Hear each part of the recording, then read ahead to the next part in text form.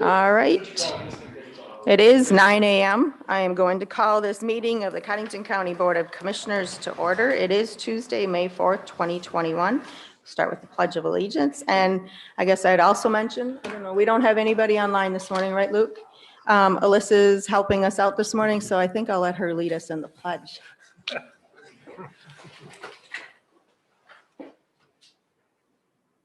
Pledge allegiance to the flag of the United States of America and to the republic for which it stands, one nation, under God, indivisible, with liberty and justice for all.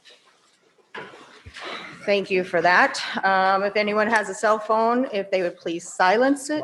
Put the tape recorder over here.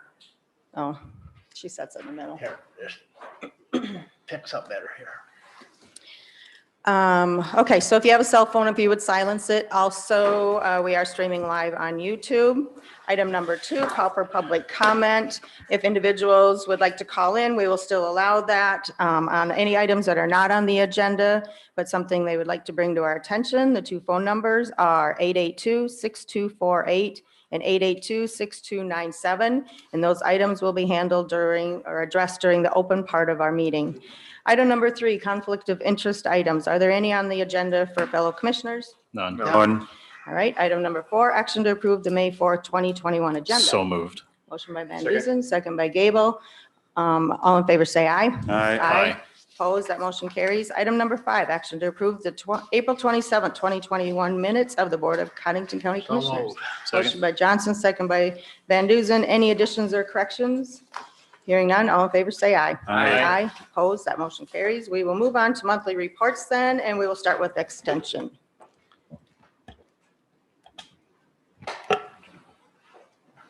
Good morning, Jody. How are you today? Not bad. Good. We started already. Okay. Well, our May horticulture projects are almost ready to go out to the kids. They'll be planting some flowers or some herbs, depending on what they chose. Our June project will be released soon. We're doing our last, I'm teaching my last YQCA, which is Youth Quality Care of Animals, today at 4 o'clock and 6 o'clock. So if some kids are doing it online, they don't have to come to a live in-person one. They can do it online also if they don't feel comfortable coming to an event. So Kid Care was held virtually this year. And I've been doing with the Northeast 4-H advisors. We had 90 youth that are participating, and we have 1 more week left. So they're like, can we keep doing this? They said they had so much fun last night. Went there, they did nutrition last night and learning about what to feed the kids when they're babysitting. So archery, BB gun, air pistol, air rifle just wrapped up. They had the state shoot on April 23rd to the 25th in Pierre. We have lots of results for that. I don't have them all with me today. But I do know that one of our seniors, Allie Fisher, received a $750 scholarship. Good. So Congratulations. in the shooting sports scholarship. So she's been very active in archery, BB gun, air pistol, air rifle. Say that name one more time, Joe. Allie Fisher. Fisher? Allie Fisher, his granddaughter. Oh. Yep, she's been active for a long time in all those areas. So. I'm just finishing up teaching 4-H healthy habits at Waverly South Shore and 3rd and 4th grade. I have 1 more Monday left, and they'll be almost out of school too. 4-H conference is going to be held in Rapid City next week, but I will be attending virtually. So I'm not heading out to Rapid City. So, and then we'll be starting to plan a lot of summer stuff. Just trying to pick the right dates is always the hard part. So. Nothing always works for everybody. So Things are starting to get back to. a little bit, yeah. I'm just used to wearing my mask because we do for all, I do for teaching YQCA and in the classrooms and everything. SDSU has different guidelines, I think, still. You're in what? we're still in orange 1 as of right now. So we haven't gone back to yellow again. We were for a little bit, and then after spring break, it moved back up to orange 1. So we're hoping to be a green by State Fair, but you never know for sure. So I just have a little comment to make, and I want to express congratulations and a thank you for the coach that does the shooting sports. He puts in an awful lot of time, and it's much appreciated by more than one kid. Yes, my granddaughter did work diligently, but for all the kids, the coach has been very, very helpful. And the public, thank you. Could you give us his name? Well, we have My quite a few. We have, granddaughter's name, Cassie Fisher. No, Ollie Fisher. the no, coach. we have like 6 coaches, but We have 6 coaches, okay? Sam Jacobson came to us about 3 or 4 years ago, and he's just been bringing our air pistol, air rifle program really far. So, and help me fill out these grants and what we need, because I don't know what we all need. So I'm always talking to him about that. So, yeah. So it's been very, very, I know my grandkids have both enjoyed it very much. I didn't realize there was 6 coaches though. Well, we have 3 for BB gun, air pistol, air rifle, and 3 at archery. That's so. almost as good as high school basketball. But they put in a lot of time every week, so. Yeah. Yeah, They really do. yeah. All right. Thank you. Any questions for Jody? Any other questions? Hearing none. Thanks, Jody. Thanks. All right, we'll move on to the Veteran Service Officer report. He did have something in our packet for you, but I'm sure he'll go through that with us as well. Good morning, Todd. Good morning, everybody. Start off with 2 transports with the DAV vehicle and 2 currently scheduled for May. We still have 10 qualified drivers and 2 in the process of certification. We also recently received another $1,000 donation from the Knights of Columbus towards the new DAV van. So that made the grand total of $5,300 in donations from local organizations within the community. Also want to give a shout out to the Public Opinion ran an article last week after last month's meeting, and they left out the local VFW post 750 for being recognized for the initial contribution. So if they're listening, please make sure you get that corrected. Thank you. Talked with the Hamilton County VSO about possibly taking ownership of our old Explorer. They have the issue with having qualified drivers and stuff like that in the coordination. He said that he would talk with their commissioners. I have yet talked to the Dual County VSO, but I'm assuming that they would have that same issue with the drivers, keeping them qualified and having the coordination. So just a reminder, the flag box is out in front on the south side of the entrance there. Also briefed the Military Officers Association of America. This is the first time that I went to their meeting at the Elks. Received a lot of good feedback there. That was kind of my first trial effort of a more standardized briefing to local organizations. Seemed to be received well. Future items, budget preparation. I currently have 3 different bids for a copier, fax, scanner, and printer all in one. Looking at trying to reduce what it costs to print colored copies and just printing within my office. So I'll be looking at that with the budget. My request I'll be requesting travel for 16 through 19 August for the state VSO training and meeting in Pierre again this year. We'll be placing flags with the local organizations out at Mount Hope and St. Mary's on the 27th of May. Nothing new really on the planning relations of the new DAV van. I have heard nothing from DAV out of Sioux Falls when it's going to be coming in. Still looking at that June timeframe. I am looking at maybe purchasing a light coat or vest just for our drivers to be recognized as something so that they wear, that they know that they're a DAV driver and stuff of that nature. I also contacted a local business about emblems for the organizations that donated money to the DAV van.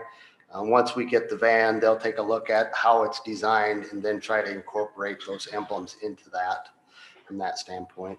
Lastly, there is the American Legion will be conducting the Memorial Day ceremony at Mount Hope Cemetery, 10 o'clock. It will also be on KXLG. Public is welcome, and there will be no luncheon following the program. Are there any questions? Go ahead. You go ahead. Todd, on the, you're putting in a budget for a copier, fax, scanner, and printer. Now, I'm not a office machine person at all, but it always bothers me when we buy something that has everything together, when one dies, then it's all dead, rather than individually, you know what I'm saying? Have you looked into it? Is that, Well, they probably improved them so much now that it doesn't matter, but that's the first thing that come to mind. well, right now so we have some older scanners that we currently use. We're having connectivity problems with them. We're constantly having to shut them down and bring them back up. I talked with Connecting Point. They've been there 3 times to try to update the drivers and this and that. Rick was there. He said, you have an older version and you have a newer software. It could be a glitch in there. So when we're looking at all this, we currently have 2 copiers, 2 printers, one on my desk, one on Peg's desk. And then we have the copier in the center. If we were to eliminate at least the one printer, put it to that, take the fax machine, and it would just be more complete in that one thing. It would have a service contract on it and stuff like that. It costs, I don't know, about 10 cents a copy right now.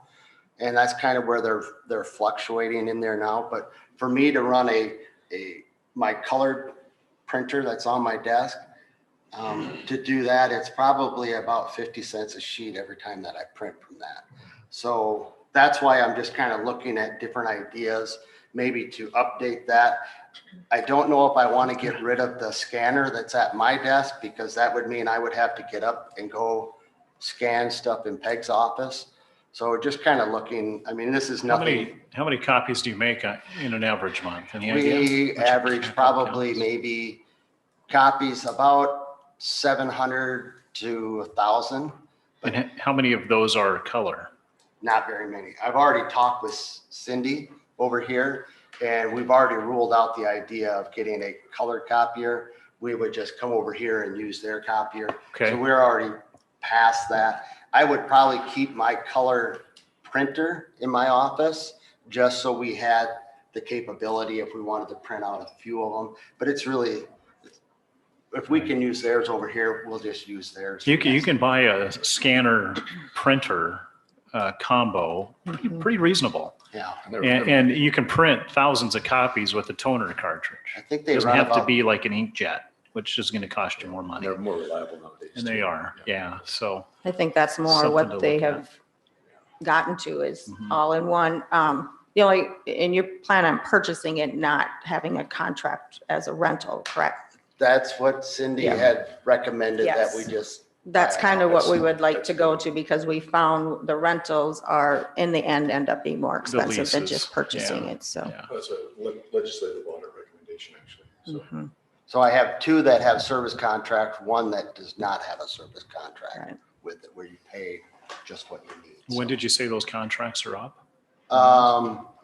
Well, I shouldn't say contracts. I think I can stop our contract at any time, but I wouldn't look at purchasing anything until January of next year when the new budget came out. Then I Okay. would put that into effect. That's why I'm just kind of trying to look at the numbers and to say, okay, what's the best way going forward Yeah. for our office, to try to update that area a little bit, maybe save a little bit. But I kind of like the idea of not having the service contract, because right now we pay, I think it's like $35. And when you figure out how many copies we do, it gets fairly expensive. I would just, I'd recommend that you look at like a commercial grade copier scanner combo that takes a toner cartridge for what you need it for, and then print your colored copies over here if you can, but also keep one in the office. Yeah. If you're only printing a few color copies a month, it's not going to pay to do that. So my recommendation, something Okay. to look at. I have a question in relation to the vans, with the other counties. And maybe you've already had this conversation. I'm not sure how difficult it would be to coordinate appointments for those other veterans, that if we could coordinate it to bring theirs along with us. Is that, you're smiling, I'm not sure. Is that a very difficult sort of process? Since we have the drivers and they're not able to get them.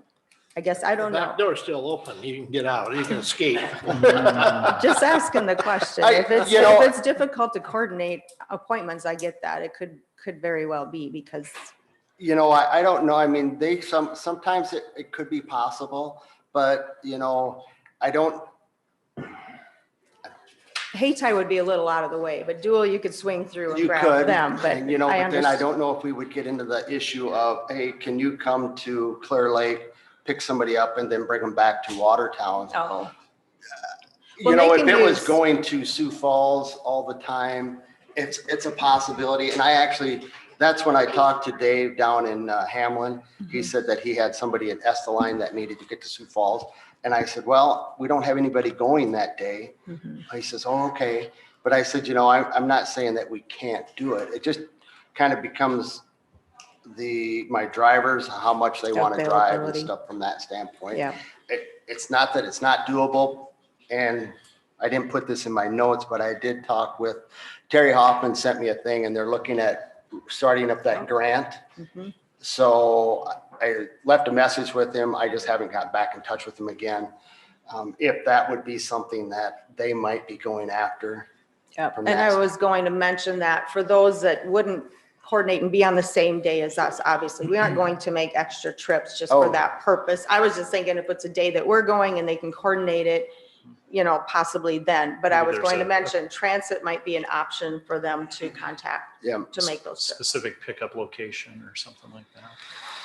Only on the days that we'd be going. I wasn't saying to, Okay. no, Thank that you. would just be to coordinate with ours when we are going. I better be more specific. So that was the only thing. Other than that, I have no more. Anyone else have any?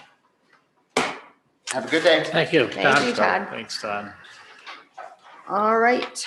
Item number 7, action to declare patrol vehicle surplus to be traded. Is Brad going to give us that information? Morning, Brad. Morning, Brad. All right.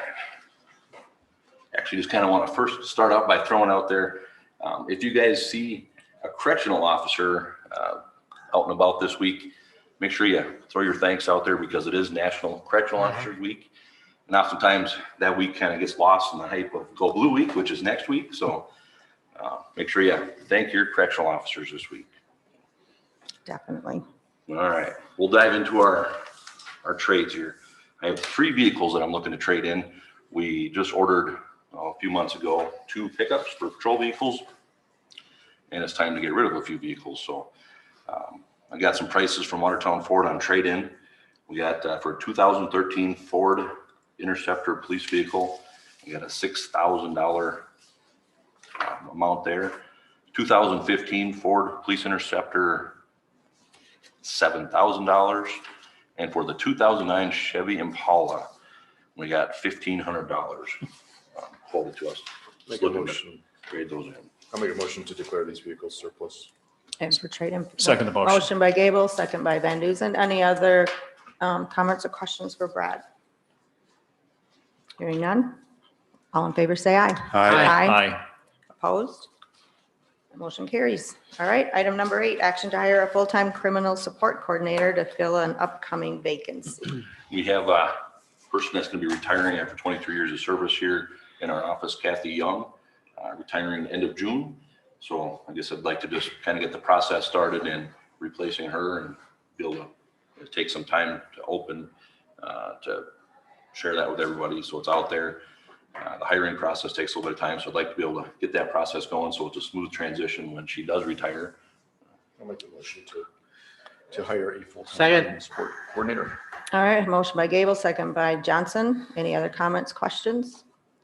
Hearing none. All in favor, say aye. Aye. Aye. Opposed? All right, thanks, Brad. Thanks, Thank you, Brad. Brad. All right, item number 9, discussion, possible action on cost sharing funding for the mass vaccination coordinator. I would ask Jamie, our emergency manager, to come up. He has some information to share with you as far as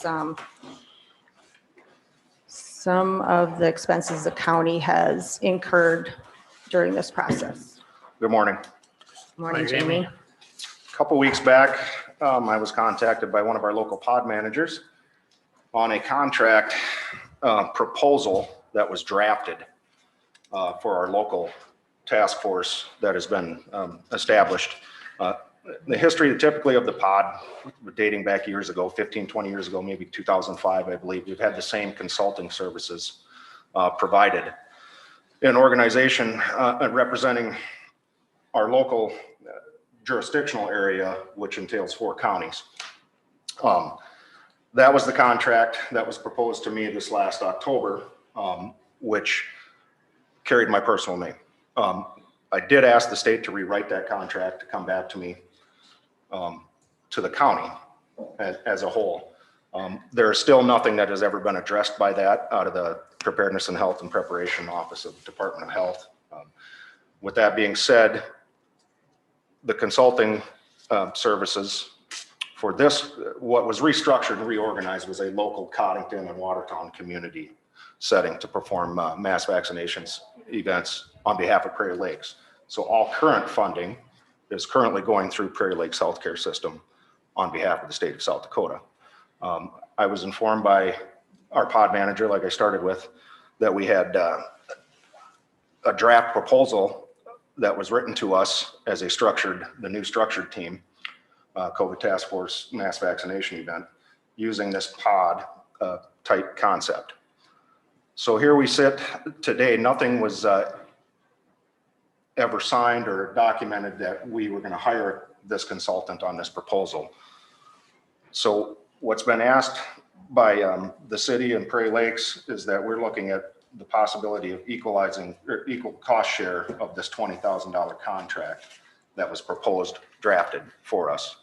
And in that, it breaks down, and that consultant does quite a bit of work behind the scenes and then attends our events. She is the planner, she writes the plan. So that's kind of where we sit with this. This is a discussion if we want to move forward and maybe the event of being possibly reimbursed. Again, all funding is being channeled through the Prairie Lakes Healthcare System, which is part of this greater northern network of hospitals, to the tune of, I believe, Brookings, Huron, Madison, and I'm going to throw this out there, I'm not specific on it, Mobridge.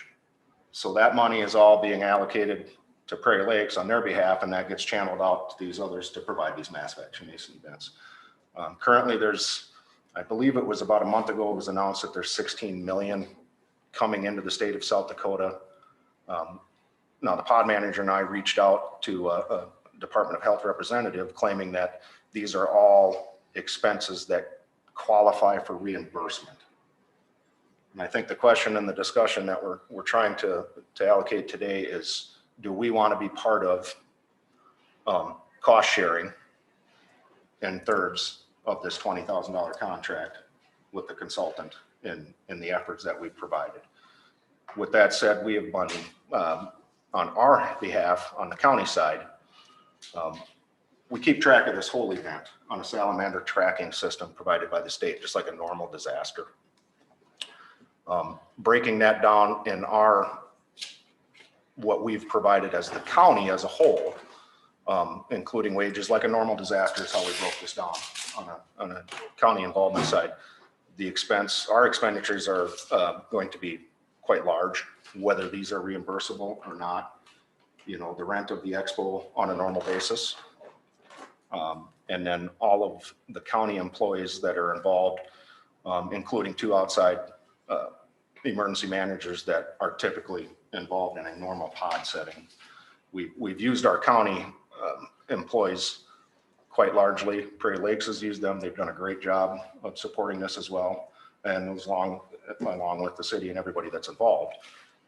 Our portion of that is currently, to date, about 482 hours of our involvement personally, and then the expense of the building comes out to just shy of $12,000. With 3 more events moving forward, we'll have a little bit more expense. So this would add to that expense if the board decided to make that decision of cost sharing this consultant fee with that. The unknown is that reimbursable part on the state. Now, I reached out to that same individual that the pod manager and I discussed with yesterday and left 2 messages. I still have not heard back from her, but she stated clearly to us that they are qualifying reimbursable expenses. So we're looking at splitting this 3 ways. Our cost would be about $6,700. You're looking at about $6,700. And that would provide on the contract service until December 31st of this year. It does specify in there that up to 8 events. I don't know if there'd be additional to that. I myself, my budget, I don't have the budget for this currently. So I think you'd be looking at taking it from your side. Commissioner contingency, probably. Do you have a copy of the consult? So who signed the, Nobody assigned it. This was a draft proposal right, and so she acted on and that? nothing ever ended up Okay. getting taken care of. So now we're in the middle of this trying to iron out on the consultant's behalf.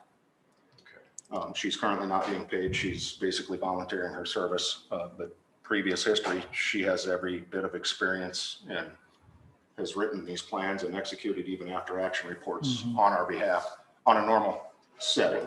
So effectively, even though the contract wasn't draft, she was fulfilling that draft contract. Is that what you're Correct. saying? Okay. Okay. And Why then- was that initially in your name? That That's- previous years, and they did it, and your former EM had troubles with that as well. It didn't list the county. It listed Codington County Emergency Management and then your personal name as the consultant on our behalf. The state had a very odd way of They do. wording the contracts. Yep. Same with the nurse. And honestly, that's the sole reason I kicked it back, bearing that personal name. I am not a medical professional or contracted. I think I remember that. We did this back in October, I believe. The state never did reach back to us. Department of Health is a slow channel. They're inundated with quite a busy task currently.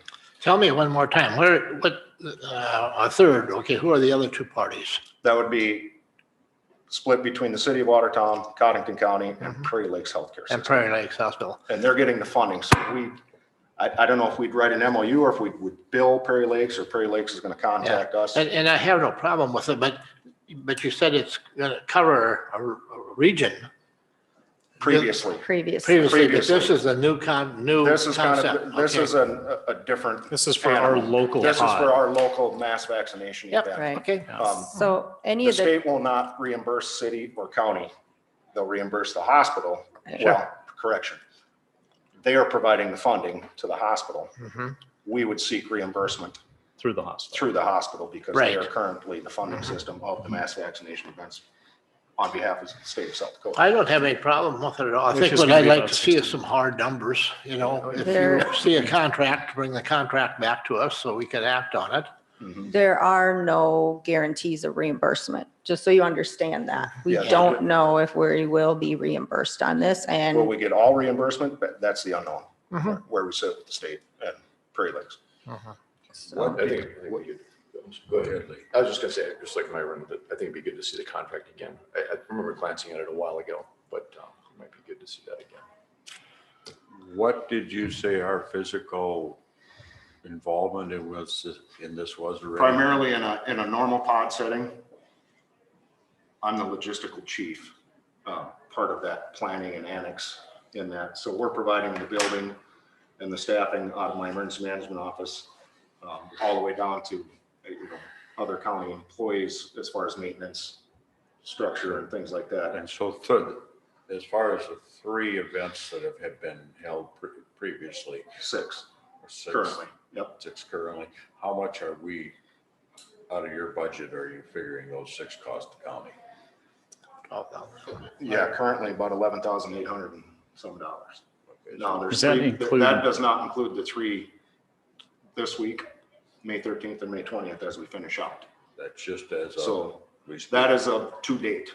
And how much of that is rental fees for the building? You're looking, so we started back at the end of April. I had Becky give me a breakdown of what a normal expo cost would be. When the heat's on, we're looking at 2 events that were $450, and then the remaining events are $410.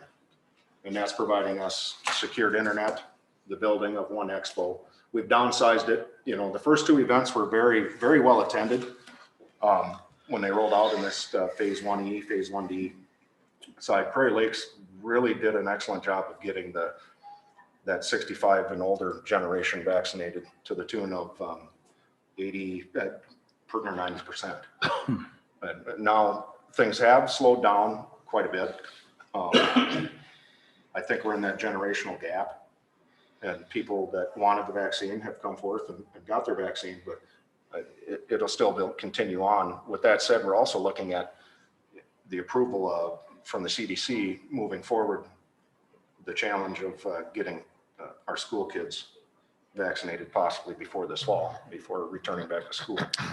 If the FDA releases, the vaccine. Now, this new revised agreement, is this ongoing? In other words, are we looking for long-term? And Only through the end of this current 2021 year. okay, then this would be, And then we see, if the pod program comes back to us as a state, because looking at what. but it wouldn't be ongoing as is. I mean, what we're talking about right today is would end the end of the year. Correct. Okay. Because going forward, so the state actually changed how these are performed. It used to come through the county as a pod. A normal point of dispensing Yep. program was normal channeled to the tune of about, when it early started on, it was like 5,000. That federal funding indicated or allocated, picked up the pace a couple years back, I believe, looking back on history, to 7,500. The current one would have been 10,000. But now that is a setting for Codington, Clark, Hamlin, and Dual. And that would perform 50,000 vaccinations in a 48-hour time frame. Now, Prairie Lakes Department of Health challenged that to the folks at the healthcare side because of this different moving fluid vaccine portion of the pandemic of COVID-19. So that's why it's no longer called a pod, it's called a mass vaccination. It Correct. goes through your healthcare, and it happens throughout the state. So Monument Health, Avera, Sanford, all those individuals also receive funding, and they have performed Correct. these same sorts of mass vaccinations. So I The think it's closest one that would resemble ours would be Brookings. a good opportunity for us all to work together. Madam Chair, I asked Don to join us today. If there's an opportunity for him to speak, I would like it if he could I come up. was actually going to, and if the mayor would want to come up as well, I guess Can I if they have anything to add. One last contract question. So the contract that was with the consultant and Prairie Lakes, was that still a draft contract? This was a draft contract And there was- to all of us Okay. as a whole, as the new unified And mass even though vaccination. it had the older state wording of the contract, was the state at all involved in this at all? Okay. Not currently, no. This was drafted on behalf of the consulting that we've typically used over the years on behalf of this newly formed Right. local task force. Okay. Thank you. Thank you. So keep in mind, we don't have to take action on this today. If we don't feel comfortable, we don't have the hard numbers that we want. It is something that can happen at another point. We can put it back on the agenda. Just keep that in mind as we navigate through the rest of this discussion. So, Well, I think I just would like to mention, I just like to see a contract, an Sure. official contract, and Sure. we'll have the hard numbers on it, and then we'll act on it. Yeah, and I And we think, can do that next but week. the contract isn't signed. Yeah, There is, and it's no contract. It was a It's draft a proposal proposal. that Okay. was never enacted Okay. on by So- us. But Anyway, But it should describe kind of a statement of work and things. It should have, Right. so Yeah, that and- would be.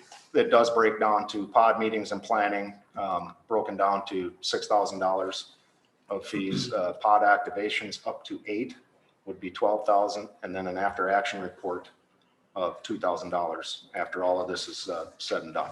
not to exceed 20,000 Not to total. exceed. Is that how it's worded? Not to exceed 20,000? Currently, yes. so Now, moving forward, I don't know. That's an unanswered. I would have in good faith that the consultant would probably move forward if we had to bring more into play with Prairie Lakes for this vaccination of schools. Mhm. That's the unknown, or is that pod setting type thing or mass vaccination be performed at the school itself, like a traveling, those were performed as well over the years. So the hope is going forward also, if the state is going to be going through Prairie Lakes Hospital, that contract happens between the hospital and a consultant going forward, that city and county shouldn't be involved in that because the funding does not come through us. So hopefully going forward that can be ironed out as well. Right. Right. Yeah, normally that funding came through the county emergency management office. Since that time, there's been quite a bit of retirement and people that have moved different channels at the State Department of Health. Gotcha. So they're in their own redesigning. Yeah, we don't know where it's going from here, but, so if the city individuals like to come forward and let us give their information, if we have any more questions, Jamie can come back up again after that, so. Thanks, Jamie. Hey, Mayor? All right, I would ask for you to state your names just for the record and then whatever information you want to share. Thanks. I'm Sarah Karen, Watertown Mayor. I'm Don Rowland, Assistant Fire Chief, Watertown Fire Rescue, and the pod manager. This developed, in a hurry and everything was fluid. We didn't know how things were going to go. We didn't know it wasn't going to be called pod. We didn't know it wasn't going to be managed through the county. But we did know, we didn't want to wait until we figured it out. We had to start some planning, and it's a risk that you take. But we knew we wanted this manager. She's very experienced and well qualified, and she too went without a signed contract to perform the duties. And she's kind of out there. The city understands that. The hospital is incurring a lot of expenses, and they don't feel they're going to be reimbursed fully for them, although this is thought to be a very reimbursable process. We think that there will be some reimbursement. It might not be 100%. And my feeling was that whatever the reimbursement is, what's left over would be split by the parties. And so if it's 0% reimbursed, we'd split the $20,000. If it's 50%, then we'd split 10,000. We don't know. We probably won't know for quite a while. The city is stepping up, and the hospital doesn't want to pay it, even though they're the ones that would be reimbursed for it. City can't get reimbursed, the county can't get reimbursed. But with good faith that the hospital would apply for reimbursement if the city paid it. That's kind of how we're going about this, so that our pod manager isn't left in the cold after having performed the duties that were outlined in the contract that was never signed. So we are kind of taking the lead as a city, and we hope that the hospital and the county will partner with us. We do think that it will be reimbursed to some degree, but even if it's not, we're not leaving our pod manager out in the cold, hanging out there because we didn't sign a contract. I have a question. Maybe Don can answer this. I asked Jamie, and I think we're waiting to hear back. So if we were to split this, a third and a third, we can't invoice the state ourselves for that. It has to all go through Prairie Lakes, correct? That's 100% correct. So if we make the payment for the 20,000, the city, which last night we got approved through council action to do that, we would invoice Prairie Lakes Hospital to get a third, invoice Codington County to get a third back. And a later date, we will send that $20,000 to the hospital, hoping that the reimbursement, like the mayor just alluded to, that 10,000, that 20,000, and then we'd write a check back to the county, or 67. Either that, or we would just hold it until everything's settled and we know how much was reimbursed. And then we'd split it out. So even at that, do we even need to make those, if you're going to hold a check, why would you need to make the payments until that process has happened? Why don't they just invoice and see what they would get, and then we'd all know more Right. where we're We'll at? pay. I'm not saying we'll hold a check. We would, the city would pay for the services. And it's not the end of the year. I don't know how this has been done in the past. Have you paid the pod manager 10,000? Quarterly. Okay, so, That's why I brought it up to the yeah, okay, so the first quarter has passed, so we'd pay Just a quarter of 5,000. that. And I would say, I don't think there's any reason to get it all. I'd like it to be simple and straightforward, and I think the city would be okay just footing the bill until it's all said and done. We can bill the hospital, they'd pay us back, and then they would submit for reimbursement. That seems convoluted to me, but Yeah. as I understand it, that's how the hospital wants to do it. I know. I don't understand that part either, why they don't just Yeah, send that, send that into the state and then find out where that's going to go before all the rest of us are even involved in it, because we don't have the contract with them. meanwhile, we have a person who's performed a service who hasn't been paid. I And understand. so that's where, So this contract, Mayor, would specify the three parties that are involved. So pretty it'd much does right specify now in the Prairie Lakes, proposal. the city of Watertown, and Codington County. Yeah, the proposal says that. Actually, in the proposal, she states that she will work with Codington County, Prairie Lakes Hospital, and the city of Watertown in that proposal, the cost share, the $20,000. Okay. When we're talking about these dollars though, would we want a separate MOU with the hospital stating, we will be willing to do this, but then in reimbursement that we would receive that back when they receive reimbursement? Is that something we'd want to sign with the hospital before I we think even so. put I any would- dollars yeah. I towards think it's it? a great idea. I think that we should do Yep. something like that. I and think too, a separate MOU with this, for this. Right, right. And I think the main reason for coming forward now is services have been performed. We knowingly took a chance because we didn't want to enter a pandemic going, we're waiting for the state to tell us how to do this, because they didn't know. I mean, They'd still be waiting. we'd The still locals be have pretty waiting. much been on their own with this whole process. And the states gave a little direction, but it was really up to us in our local setting, the county, the city, and Prairie Lakes. And believe me, it's been a wonderful situation to be a part of. Jamie's office has done a wonderful job when it comes to logistical support. And I can't say enough what the county's done with the extension building as well to provide these mass vaccination events. Lake Erie Tech College provided numerous students to perform those vaccinations from the RN program. The city's put a lot of hours in. I know that Jamie talked about personal clerical hours that the county's put in. Well, the city's done that as well. We didn't put a true number on that because we felt that it was our duty to provide disaster preparedness in our communities. So, I get this is a little convoluted, like the mayor said, and it is unfortunate that we're at this setting right now to do this, but I think in good faith, it's important that we pay our contractor. So get her done. I agree. So I think I would feel more comfortable if we have these documents in place and then we all have them and then we can put it back on the agenda and go forward once we have all that in What's the place. time frame to get that put together? Well, if she's done the first quarter, that's mainly what we would be concerned with right Right. now, correct? And First quarter. the scope of work is written. Yeah. And she's been performing in compliance with it. We could probably do a third because we're already at the end of the April, correct? Yeah. So we I started could it. have her send an invoice to the city for a third of those services and, Then maybe have our attorneys work up on a MOU with Prairie Lakes. okay. Yeah. And we'll do Sounds this good. every third. I would Of the think year? so, yeah, because it goes to the end of the year. Yeah. Just like a normal channel of what we've done. Yeah, that's I Yeah. think the best route to go Smooth. probably. You And know I've what? been really proud of the cooperation It's been great. Yeah. it's. You have all this down, Melissa? It's also being recorded, so.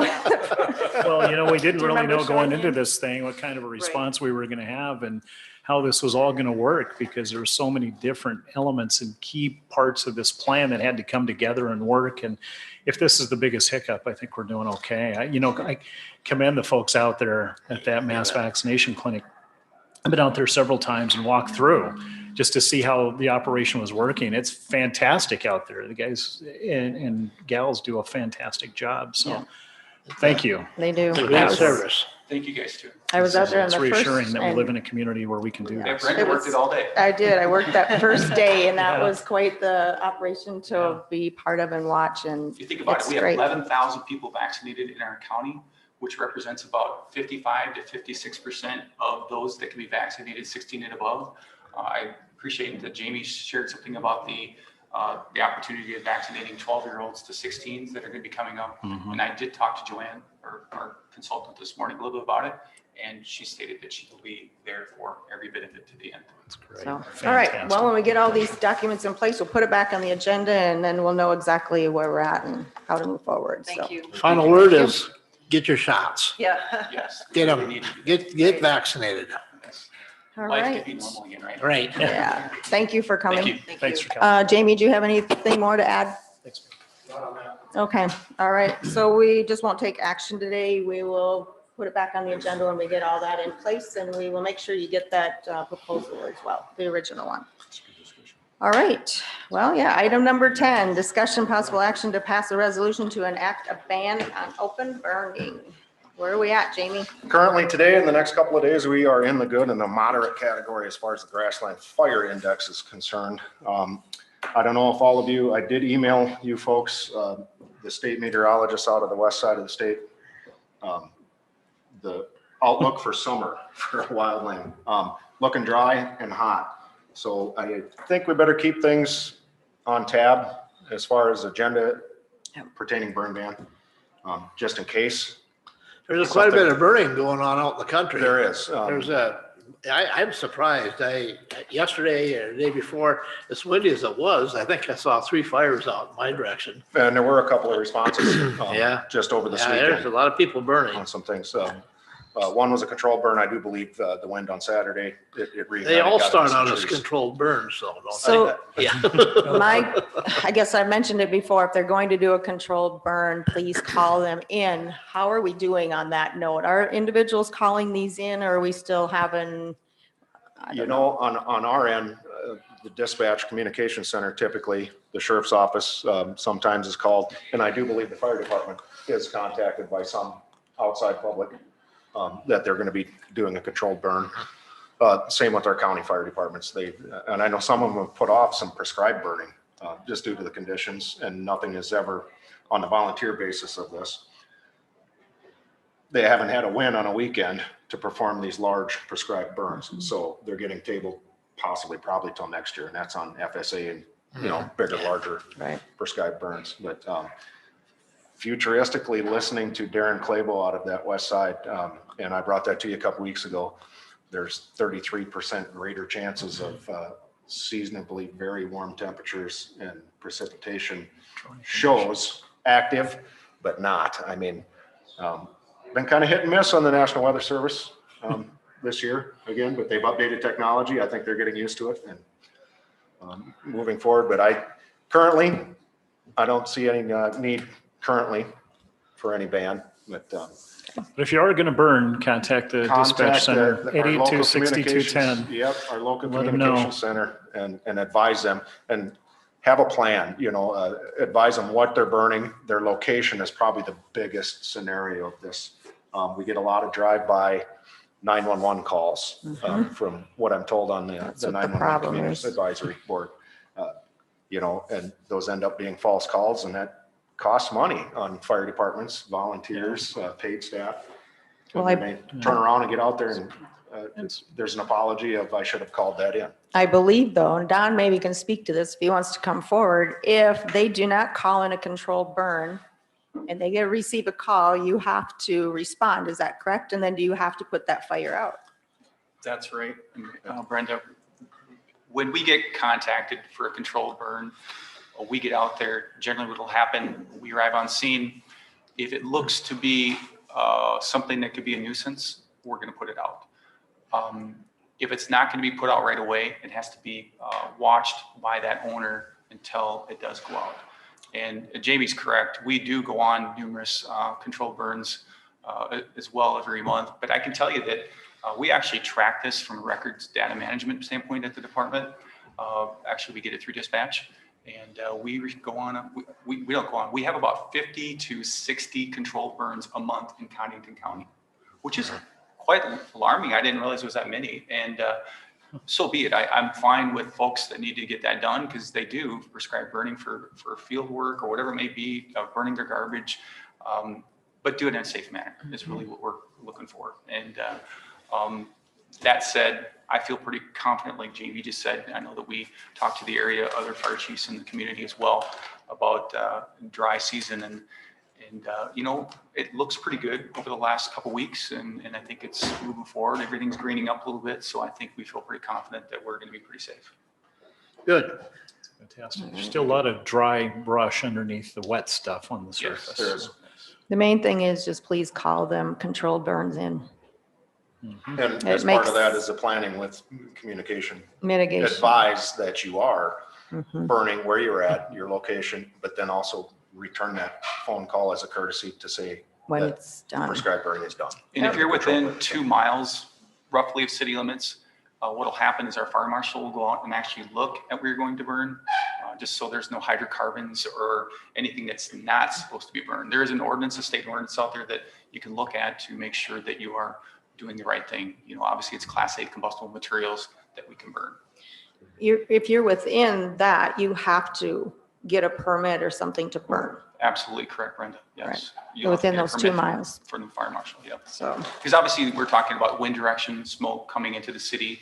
Is it going to impact any of their homes, businesses, or whatever it may be? So. all right, Great. there we go. Well, we should be good for this Thank you. week. We'll keep it Thanks. on the agenda week Thank by you. week. Thanks, We'll Jamie. get through this. Thank you. Thanks to both of you for that information. All right, item number 11, action, possible discussion on COVID-19 practices, procedures, policies. We have anything? I have something maybe that will be going forward. I need to present to Natalie, and we'll do that on another week. Nothing. Otherwise, nothing today. Item number 12, action to approve claims for payment. Do we have anything? All right. Item number 13, action to approve automatic budget supplements. Do we have any of those? I don't think we have any of them. Item number 14, action to approve personnel changes. Do we have any personnel changes? No personnel changes. Item number 15, action to approve travel requests. We have one on there that is brought back from last week. I did receive some information from our state's attorney that I'll share with you.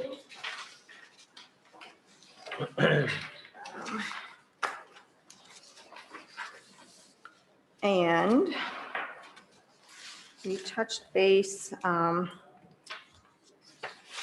She said the statute, I don't know if any of you received that statute, was not applicable to, that was more of the unelected official. That was on the criminal side that had to do with gambling and lotteries. Rick is not an elected official. He's an appointed department head. He's going to receive training on equipment that the county has purchased and learn how to use it and maximize its potential. This is no different than a vendor coming into a county office and providing a product demonstration on their equipment. Due to the nature of the equipment, though, an on-site demo is not feasible. It is also similar to trainings that other departments do. For example, she will be going to a training, DUI training, and the law enforcement training will reimburse the county for cost of her room and nights if she goes. She does not see a problem for Rick to attend this training. The county went through the bidding process, and through that, Butler Cat received the county bid to provide the equipment. It is not a frequent training that is attended, and it's simply that training. So she said she understands that Butler has a special training facility to demonstrate the product and provide how to use it. It's not something that can be replicated here in Watertown. So with that being said, I'll make a motion to approve the travel request. all right, I'll we have a second it. motion by Gable, second by Johnson. Any other comments, questions? We asked for some more information from Rick, and he gave it to us. And then also, I called LTAP, that's the Local Transportation Assistance Program, just to see, this is something that highway superintendents typically do. And so, yeah. I appreciate the itinerary that Rick provided. Right, and I guess if that's something we want going forward, we just need to let him know that. And I'm thinking he will gladly provide us with that. Appreciate the state's attorney giving us the readout to Yeah, that. so we know we're good on that. So, okay, we have motion second. Any other comments? Hearing none, all in favor say aye. Aye. Aye, opposed, that motion carries. Item number 16, public notices. Could be a possible quorum of commissioners at our Sioux Valley District meeting here in Watertown, May 12th. That is next Wednesday already. So, out at the Extension Complex. Any old business? Or is there any other I think possible? tomorrow, look, the Republicans. No, that got pushed back. I think that will be maybe the next That's week. gonna be He's the not able 12th. to do it. That's the So 12th. That's the 12th as so we won't be well. able to be at that one Which- because we'll be at our Sioux Valley The Commissioner meeting. governor's lunch is, the governor's It's the lunch 10th, is the isn't it? 10th, Monday the 10th. Yes. So I'd be a quorum there Okay. at LATC. Make sure we've got. Yep, so governor's luncheon looks like the only other thing that might interest the rest of us to be at. All right, any old business? Item number 7. Oh, Natalie? Okay, here we go. Good morning, Commissioners. I just have something quick. Just a reminder, we have started the compensation study last year with the consultants, McGrath Consulting, and they will be here next week on Tuesday to present the executive report to the board. And then they will have follow-up meetings with the employees in the afternoon. Yeah, so Victoria, the consultant, Victoria McGrath is on the agenda, and then it's a day of meetings with employees. Right. Yep. So just wanted to mention that and make sure it's on everybody's calendar. Very good. Okay. Thank you for Thank that you. update. Thank you. Yes. Any other old business? What time are they going to be here? In the morning, they'll be here. For the they'll present meeting. to you for the board meeting. In the Okay, commission all right. meeting. Just during our regular meeting. Yeah. Yep. All right, any other old business? Hearing none. Any new business? I got a lot of room yet.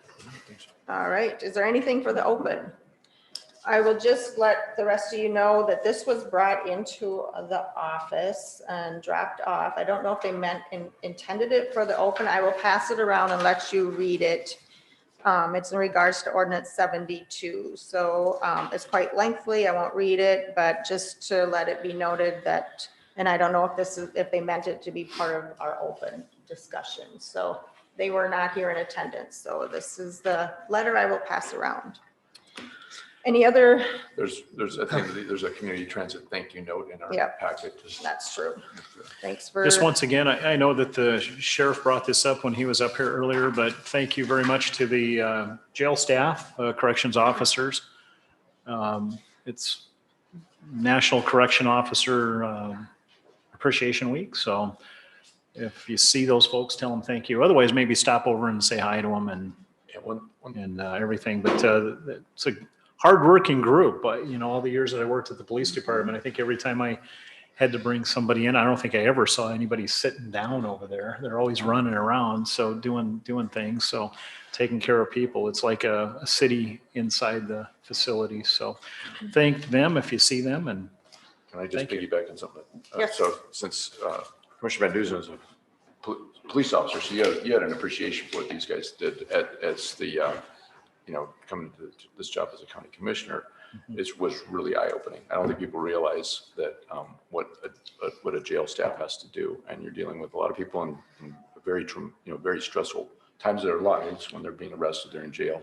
And you can imagine there's a lot of things that go on with that, a lot of people skills, but also, it can be a physical job.